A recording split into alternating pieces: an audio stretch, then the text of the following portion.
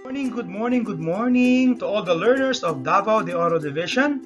Special mention to Mabini District and of course, Kadunan Elementary School where currently doon po ako nagtuturo. Ayan po, magandang araw po sa ating lahat and today, Science 5 na naman po ang ating pag-uusapan.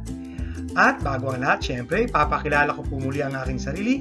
My name is Teacher Amor M. Garcia, your presenter for Science 5. And of course, with me is my content developer, Teacher Mel. Last time, kung natatandaan niyo po, we talked about the male reproductive system. Today, we will have our continuation about the reproductive system. This time, we will talk about the female reproductive system, parts, and functions. So bago po tayo magsimula, may I request everyone to please prepare your module, prepare your baon. Siyempre, huwag kakalimutan. Dapat may pagkain tayo. Huwag na rin kalimutan ng tubig because lagi nating sinasabi, it is very important to rehydrate lalo pat mainit ang panahon.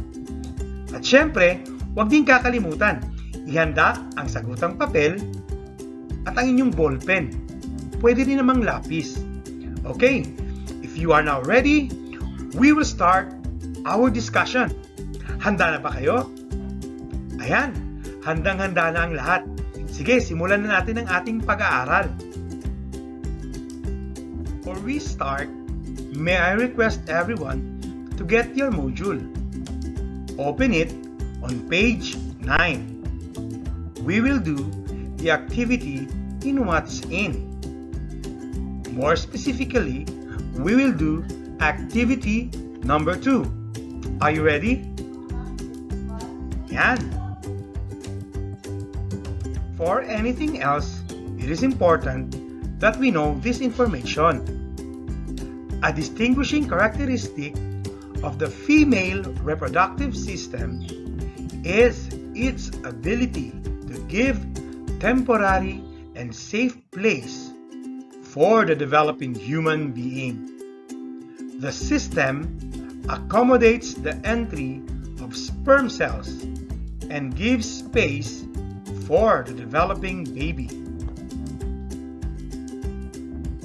Let's now do activity number 2 on page 9. I will read to you the direction twice. Listen attentively. Label the parts of the female reproductive system. Write your answer on your answer sheet. Again, label the parts of the female reproductive system. Write your answer on your answer sheet. Can you give the answer on number 1?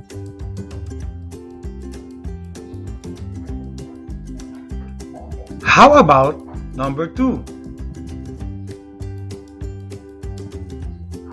And then move on to number 3. Write your answer on number 4. Last but not the least, give your answer on number 5. Okay, let's check your work. Okay, I think perfect na naman ang score ninyo ngayon because I know you have studied hard last night. What's your answer on number 1? Very good! Tama ang sagot mo. That's awesome. The correct answer is fallopian tube. How about number 2? Great! Tama ulit. You're doing good. The correct answer is ovary. How about number 3? Awesome! You got it right. That's the correct answer. Cervix. Now, give your answer on number 4. Very good. The correct answer is uterus. You're almost there. Now give your answer on number 5. Great! Wonderful! You got the correct answer. You have a perfect score. Number 5 should be vagina. Congratulations! You're doing great. Okay, let us now proceed to page 10 of your module. We will do more activities to understand better the parts and functions of the female reproductive system. Are you ready? Great! Let's proceed. Listen carefully as I read the direction for you. Okay? Supply the missing letters to form a word that is being described below. Write the correct word on your paper.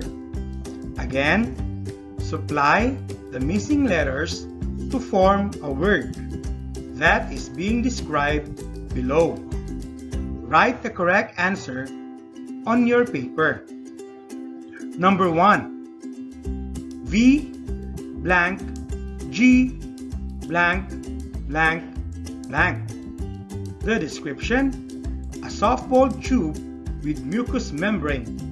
It is about 7 centimeters long. It is also called the birth canal. Again, V blank G blank blank blank. The description: a soft-walled tube with mucous membrane. It is about 7 centimeters long. It is also called the birth canal. Number 2. Blank E blank blank blank X. The description: a muscular ring that connects the uterus to the vagina. Again, blank E blank blank blank X. A muscular ring that connects the uterus to the vagina. Number 3.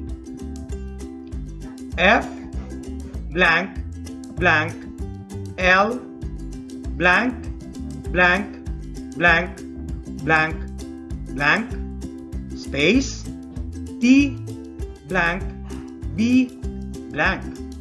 The description: the passageway of the mature egg cell from the ovary to the uterus. This is also where the mature egg cell unites with the sperm cell. Again, F blank blank L blank blank blank blank blank space T blank B blank. The description: a passageway of the mature egg cell from the ovary to the uterus. This is also where the mature egg cell unites with the sperm cell. Number 4. Blank T blank blank blank S. The description: it is where the fetus stays in 9 months until birth. Again, blank T blank blank blank S. It is where the fetus stays in 9 months until birth. Number 5. O blank A blank blank. The description: it is the main female reproductive organ. Again, number 5. O blank A blank blank. The description: it is the main female reproductive organ. Okay, are you finished? Very good. Let's try to check your work. Let's now check your answer.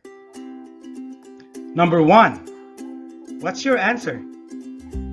Very good. The correct answer is vagina.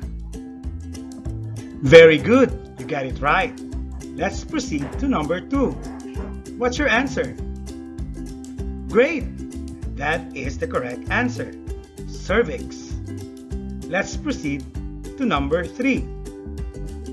What's your answer? Very good. The answer is fallopian tube. How about number 4? Correct. That is the correct answer. Uterus. And number 5? Good. The correct answer is ovary. You got a perfect score. Congratulations. You're doing great. Proceed to page 11 of your module. You may now open your module on the next page. Let's talk more about what is the female reproductive system and know the parts and its functions. To know better the female reproductive system, we should know what are the different parts of the female reproductive system. We have to remember that the female reproductive system is made up of several organs, which include the ovaries, fallopian tubes, uterus, cervix, and vagina. The female reproductive system is specifically responsible for producing eggs and supporting a developing baby inside a mother's womb. The egg cell is only 1/10 of a millimeter, about the size of the diameter of a hair strand, and yet it is the biggest cell in the human body. What are the different parts of a female reproductive system and their functions? First, we have the uterus. Next, we have the fallopian tube. Then, the vagina, or also known as the birth canal. Then we have the cervix. And of course, the ovaries. The female reproductive system has 2 ovaries, the left and right ovary. It also has 2 fallopian tubes.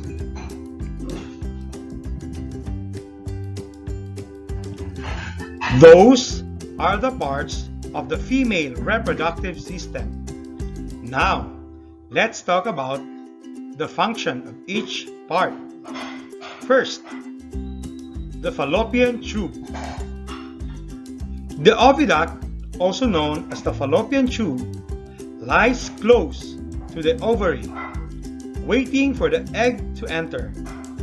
It is a tube that leads the egg from the ovary to the uterus. It is also a usual place where the egg is fertilized by the sperm cell.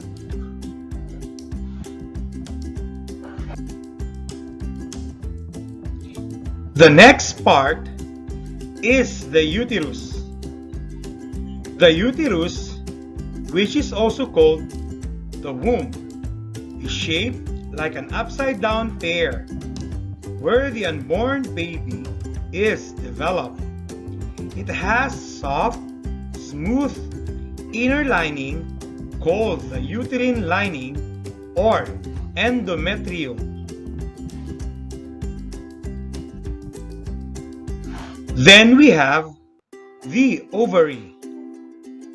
The ovary produces egg cells and the sex hormones estrogen and progesterone. Females have 2 ovaries, where matured egg cells are produced during ovulation.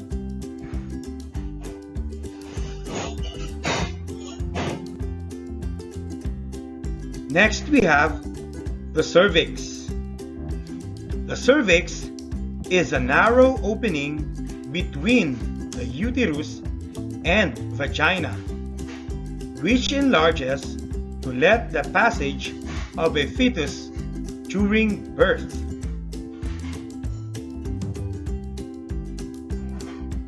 Below the cervix is the vagina. The vagina, which is also called the birth canal, is a hollow muscular tube that leads to the opening called vulva. It expands to let the baby pass through during normal delivery. Okay. Thank you very much to all the listeners na hanggang ngayon ay nandito pa rin sa Z Radio. Siguradong lingaw, siguradong kuyaw. Of course, before we move on with our discussion, magkakaroon po tayo ng commercial break. So stay tuned. We'll be right back after these few reminders. Stay tuned, guys.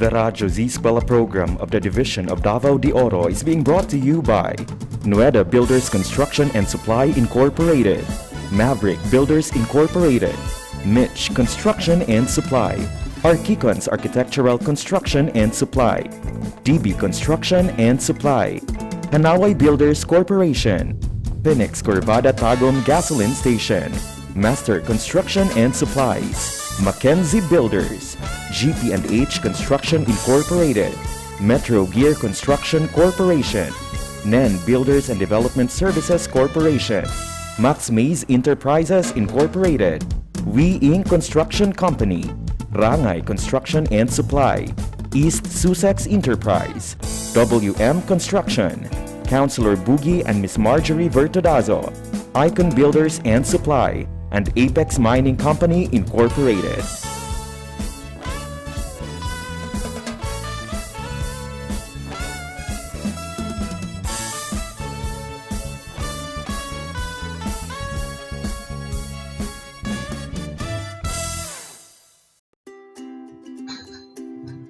Okay, we're back! At sana po ay relax na relax pa rin po kayo dyan habang kayo ay nakikinig sa Z Radio.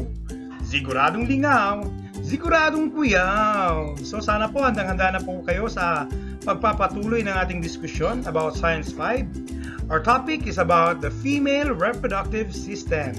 So balikan po natin ang ating leksyon. Buksan niyo sa page 12 ang inyong mga module. Handa na ba kayo? Ayan! Handang-handa na ang lahat. Sige, pagpatuloy na natin. So let's prepare. Ano pa bang mga bagay na dapat nating pag-usapan? So what's more about the female reproductive system? Are you ready? So let's proceed to page 12. Okay, let's now proceed with activity number 1 on page 12. I will now read to you the direction. Listen attentively. Using the following list, write the correct part of the female reproductive system with their function. Write your answers on your paper. Again, using the following list, write the correct part of the female reproductive system with their function. Write your answers on your paper. You may choose your answer from the following words: ovaries, uterine lining, vagina, cervix, vulva, uterus, fallopian tube, endometrium. In your module, you have there a table.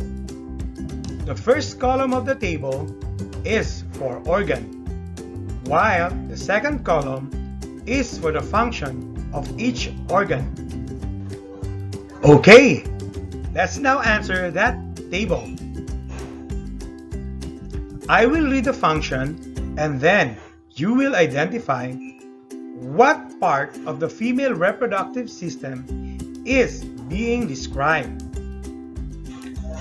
Number 1. The tubes that carry an egg from the ovary to the uterus.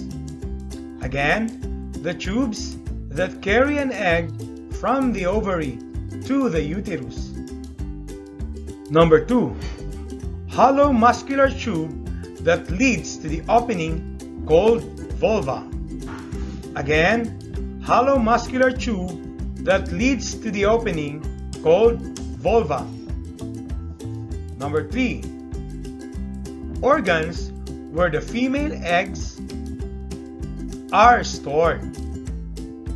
Again, organs where the female's egg cells are stored. Number 4. It is where the unborn baby is developed. Again, it is where the unborn baby is developed. Number 5. Narrow opening between the uterus and vagina. Number 5. Narrow opening between the uterus and vagina. Okay, let's now check your answer. What's your answer to number 1? Very good. That's the correct answer. Fallopian tube. How about number 2? Great! You're correct. The answer is vagina. Let's proceed to number 3. What's your answer? Correct. The correct answer is ovaries. You got it right. Let's proceed to number 4. Yes, the correct answer is uterus. Number 5. Very good. The answer is cervix. You got a perfect score. You're doing great. Congratulations. Let's proceed to activity number 2 on page 12. I will now read to you the direction. Listen attentively. Match the parts of the female reproductive system in column A with its function in column B. Write the letter of the correct answer on your paper. Again, match the parts of the female reproductive system in column A to its function in column B. Write the letter of the correct answer on your paper. These are now the choices in column A. Number 1, uterus. Again, uterus. Number 2, vagina. Again, vagina. Number 3, fallopian tube. Again, fallopian tube. Number 4, ovary. Again, ovary. Number 5, cervix. Again, cervix. Next are the choices in column B.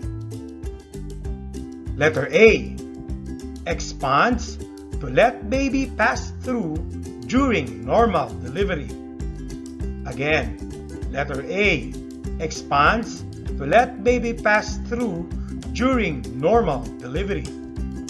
Letter B, enlarges to let the passage of a fetus during birth. Again, letter B, enlarges to let the passage of a fetus during birth. Letter C, produces egg cells and the sex hormones estrogen and progesterone.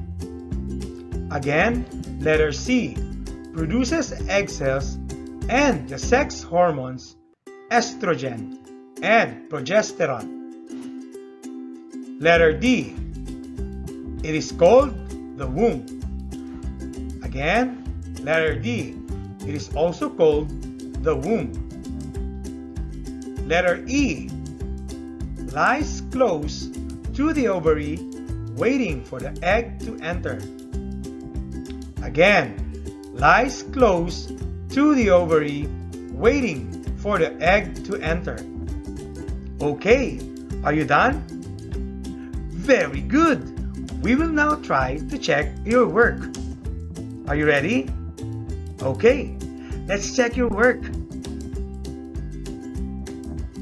Okay, to our viewers on Facebook and YouTube, you can already see the answer. To our listeners, listen attentively. Number 1, the correct answer is letter D. Number 2, the correct answer is letter A. Number 3, the correct answer should be letter E. Number 4, the correct answer is letter C. And last, number 5, the correct answer is letter B. Oh, great! You got another perfect score. Congratulations! You're doing great. Okay, let's now have a review of the things that you have learned during our discussion. Open your module on page 13. Are you ready? Great! Let's proceed to page 13. I will read for you the direction twice. Okay, are you ready? Listen attentively. Using the following list, write the correct part of the female reproductive system with their function. Write your answers on your paper. Again, using the following list, write the correct part of the female reproductive system with their function. Write your answers on your paper. Okay. Each part of a female reproductive system has specific blank. Again, each part of a female reproductive system has a specific blank. Next, the female reproductive system is made up of several organs, which include the blank, blank, blank, blank, and blank. Again, the female reproductive system is made up of several organs, which include the blank, blank, blank, blank, and blank. Okay, we're now on the last part. It is specifically responsible for producing blank. It is specifically responsible for producing blank. Let us now check your work. Are you ready? Prepare your ball pen and your answer sheet. For the first sentence, each part of a female reproductive system has specific blank. What's your answer? Great! That's correct. The answer is function. Next sentence. The female reproductive system is made up of several organs, which include the blank, blank, blank, blank, and blank. What's your answer? Great! We have oviduct, uterus, ovary, cervix, and vagina. Great! You got it all correct. You're doing great. Congratulations. For the last sentence, it is specifically responsible for producing blank. What's your answer? Correct. The answer is egg cells. You got a perfect score. Congratulations. You're doing great. Okay, we're almost done. Mga kapatid. Thank you very much. At hanggang ngayon ay nandito pa po kayo at laging nakikinig sa Z Radio. Siguradong lingaw, siguradong kuyaw. And of course, magkakaroon po muna tayo ng commercial break. And after this break, magpapatuloy po natin ang ating discussion about the female reproductive system. So stay tuned. Huwag po kayong aalis. The 𝗧𝗲𝗃 program of the Division of Davao de Oro is being brought to you by 𝗚𝗏𝗃 Builders Construction and Supply Incorporated, Maverick Builders Incorporated, Mitch Construction and Supply, Archicons Architectural Construction and Supply, DB Construction and Supply, Hanaway Builders Corporation, Phoenix Curvada Tagum Gasoline Station, Master Construction and Supplies, Mackenzie Builders, GP&H Construction Incorporated, Metro Gear Construction Corporation, NEN Builders and Development Services Corporation, Max Mays Enterprises Incorporated, We Inc. Construction Company, Rangay Construction and Supply, East Sussex Enterprise, WM Construction, Councilor Boogie and Miss Marjorie Vertodazo, Icon Builders and Supply, and Apex Mining Company Incorporated.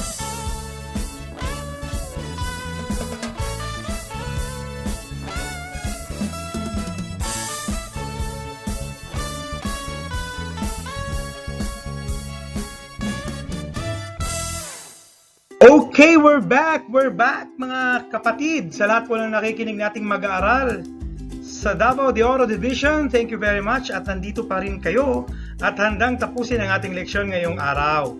Maraming salamat po sa mga magulang na patuloy na gumigiya, nag-guide sa kanilang mga anak. And of course, nandito pa rin po si Teacher Amor, handang tapusin ang ating aralin ngayong araw. And of course, we will continue our discussion with the female reproductive system. Let's continue, guys. Almost done. Thank you for still listening. We'll now proceed on page 15 of your module. We will do the assessment. Are you ready? Okay, prepare your ball pen, prepare your pencil, your writing materials, prepare your paper. We will now do the assessment. This is now the assessment. I will read the direction twice, the question twice, and the choices twice. So listen attentively. This is now the direction.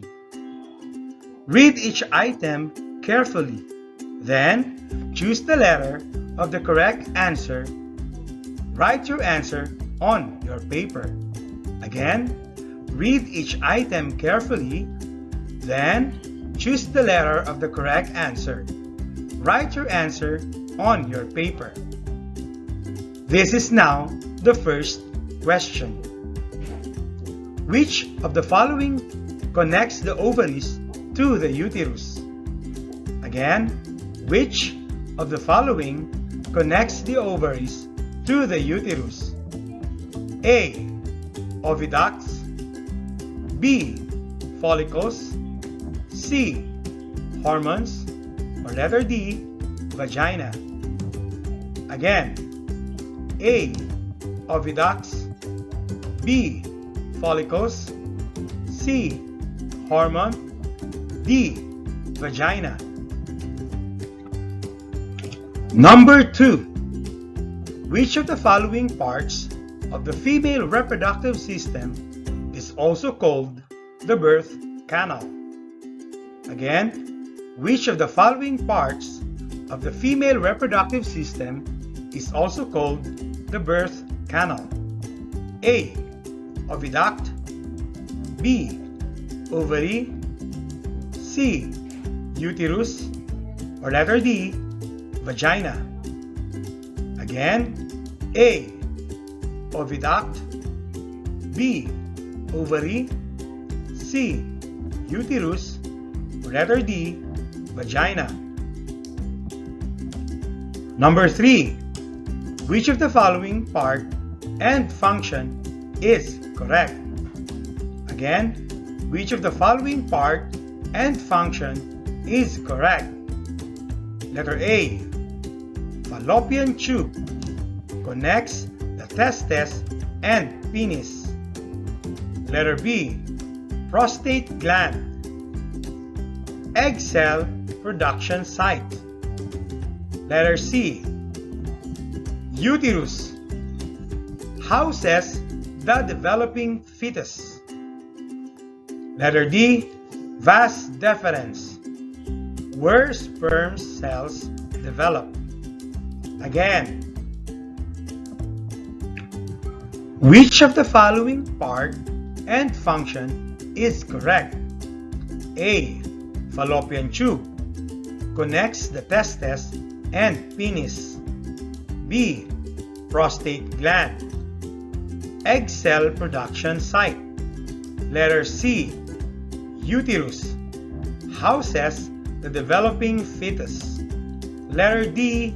Vas deferens, where sperm cells develop. Number 4. Which part of the female reproductive system enlarges to let the passage of a fetus during birth? Again, which part of the female reproductive system enlarges to let the passage of a fetus during birth? A. Cervix. B. Ovary. C. Uterus. Letter D. Vagina. Again, A. Cervix. B. Ovary. C. Uterus.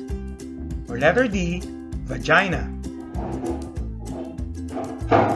Number 5. It is where matured egg is released from the ovary during ovulation. Again, it is where matured egg cell is released from the ovary during ovulation. Again, number 5. It is where matured egg cell is released from the ovary during ovulation. A. Cervix. B. Ovary. C. Vagina. D. Oviduct. Again, A. Cervix. B. Ovary. C. Vagina. Or letter D. Oviduct. Okay, let's now check your work. Are you ready? I'm pretty sure you will get a perfect score again. Okay, let's proceed. To our viewers on Facebook and YouTube, you can now see the correct answer. To our listeners in radio, listen attentively. Number 1. The correct answer is letter A, oviducts, or also known as fallopian tube. Number 2. The correct answer is letter D, vagina. Again, letter D, vagina. Number 3. The correct answer is letter C, uterus, houses the developing fetus. Again, letter C, uterus, houses the developing fetus. Number 4. The correct answer is letter A, cervix. Again, letter A, cervix. Number 5. The correct answer is letter B, ovary. Again, letter B, ovary. Congratulations! You got a perfect score. Awesome. Okay, congratulations! We're almost done. You're doing great. And now I would like you to open your module on page 16. You will now do the additional activities. This will be your assignment, and I would like you to be very diligent. Work on your assignment so that you will know how much you have learned. Okay? So page 16 of your module, let's proceed to the additional activities.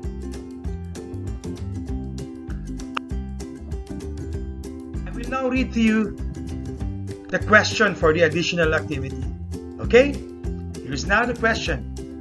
How will you take good care of your reproductive system? Give at least 5 tips on how to take care of our reproductive system. Write your answers on your paper. Again, how will you take good care of your reproductive system? Give at least 5 tips on how to take care of our reproductive system. You may write your answer on your paper. Is that okay? Great! Congratulations! You're doing good. Okay, goodbye! Tapos na po ang ating diskusyon. Thank you very much to all the learners of Davao de Oro Division. Ayan, thank you very much for being diligent. Natapos niyo po ang ating diskusyon about the reproductive system. So last week, natapos natin yung male reproductive system. Tapos ngayon, natapos na natin ang female reproductive system. Okay? Don't forget, may assignment po kayo na ibinigay ko.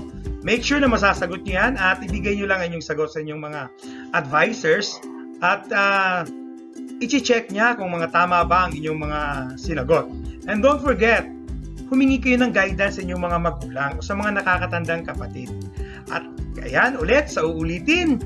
Thank you very much, and this has been Teacher Amor and with my content developer, Teacher Mel, saying goodbye everyone.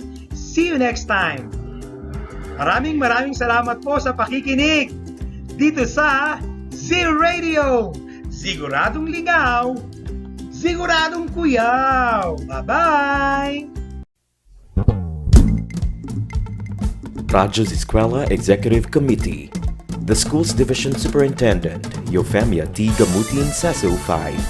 Assistant Schools Division Superintendent, Dr. Romel R. Handayan. OIC Curriculum Implementation Division Chief, Karina S. Frasco. School Governance and Operations Division Chief, Dr. Ruben J. Riponte. Members: Cecilia Morales, Dr. Hilda A. Opeña, Dr. Arlene B. Lim, Dr. 𝗚𝗵𝗆𝗆, Dr. Dexter A. Siquinia, Nohara O. Pinute, Noemi P. Canales, Dr. Grace D. Pontillas, Virgilito C. Pabrices, Juanito Lapiceros, Engineer Norberto S. Manlangi, Jomar M. Dumupoy, Bob Daylan S. Milabat, Medard T. Ampit, and Paz Eugenia Villusino. Technical Working Committee, Productions and Communications, Lorely E. Quijano, Given G. Hinampas, Judyland D. Yu, Donna D. Bolfer, Mary Rose N. Resma, Riven Manuel, Irene Lea C. Manguhon, and Bessie Aya N. Banias. Social Media and Packaging Team, Christian and Hara L. Martesio, William R. Ranara, Joan T. Iscoton, Roberto S. Acusar Jr., May B. Istanyol, Richard H. Arellano, Lee L. S. Blanco, Ralph A. Tabanyag, Angelo Gutierrez Jr., and Jade Karen Araiz.